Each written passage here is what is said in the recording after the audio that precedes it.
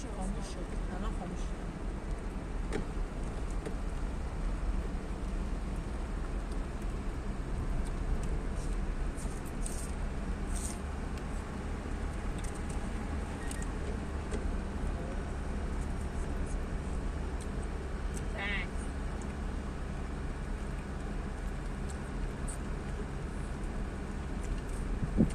کوها رو میبینیم ما از اونجا اومدیم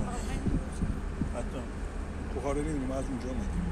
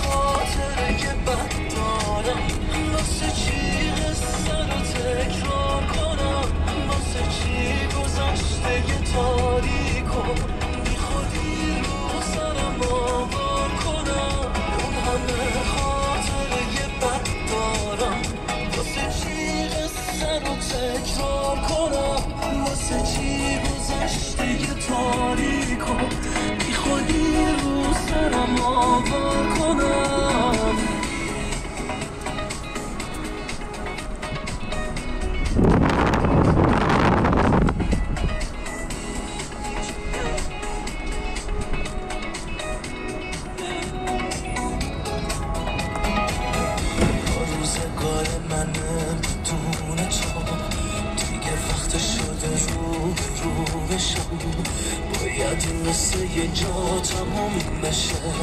که یه جور دیگه ای شروع بشم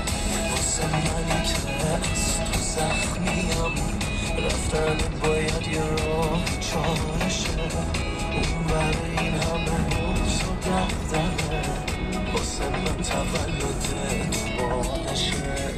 تو برام تدایی خاطره ای من میخوام گذشته رو پاک کنم من میخوام تموم اون روزا رو بسوزونم بکشم میخوام کنم